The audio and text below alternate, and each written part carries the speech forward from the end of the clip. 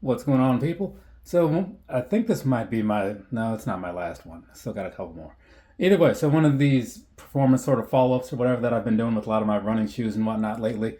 This time around, this is the Adrenaline 23 Goretex, right? And it is, I guess you can put the GTS thing in there too somewhere because that is a thing. But all the Adrenalines have the GTS. That's kind of like their thing.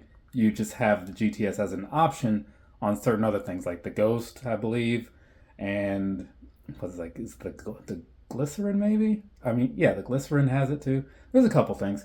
Either way, so these ones right here, right?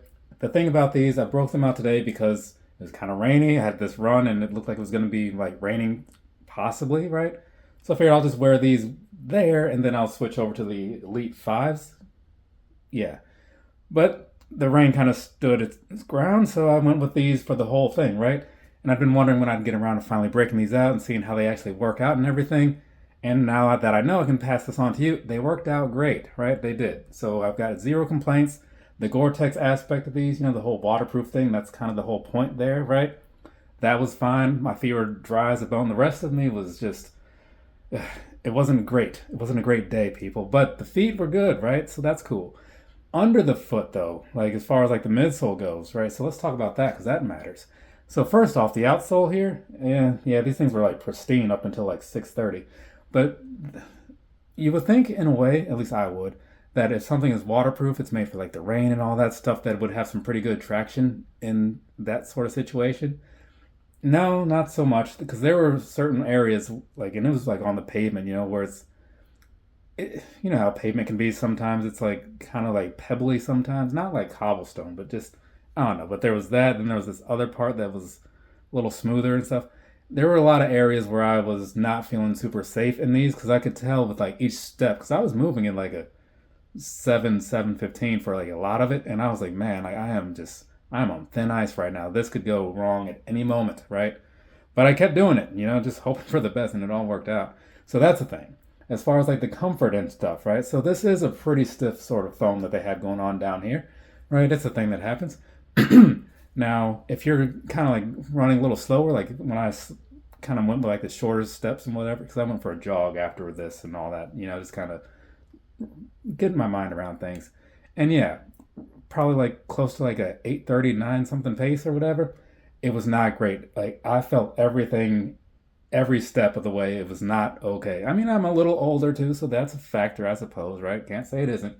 But I'm just saying, if I had my, like, say, my glycerins on, like the Glycerin Max or something, wouldn't have been a factor, or certain other things. But a lot of those other things are also more expensive, right? And sometimes when you pay more, you get more, right? Not always, but lots of the time, yes.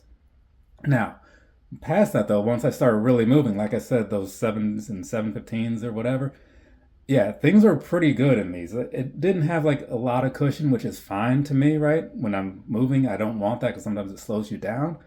So from that side of things, things were really good on these, and I had like zero complaints, right? So if I'm running at my normal pace, yeah, I can get behind a pair of Adrenalines, no question about it. If I'm going and like pacing somebody or just doing anything that's like slower than my average pace, then these are going to stay home for a rainy day, right? So there's that piece of it. Now the upper, one more thing about that. It is Gore-Tex, which is going to give you a different feel, right? In my opinion, it's an inferior feel. Is it a huge night and day difference to where like if you put these on, you're gonna go, oh God, I'm not wearing those. No, I don't think it's that serious personally, right? Because the way I see it, if you're wearing these, like for what they were intended to do, like which is on the rainy days and stuff like that, that's going to be one of the things you're not thinking about because I'm just running around. I've got my gooder glasses on, so I don't I don't have anything getting in my eyes, so that's clear, right? But then you still have like your feet, and you're like, okay, well, as long as I'm comfortable, things are good, right? Because I know I'm like just going to be soaked by the end of this, but it's comfortable enough, right, that I didn't have any complaints about it. It's just you notice it's a little less fluid in some ways than your standard meshes and whatever. But again, you're paying for the Gore-Tex in this particular one. If you don't want the Gore-Tex, get the standard version and then be done with it. But yeah, I was pretty impressed with these, so there you go, there's that. From me to you, have a nice rest of your day or rest of your night, whatever it is, wherever you are. I think after this is probably what, the Elite 5s and the Elite 2s, maybe? I don't know. Whatever. Later, people.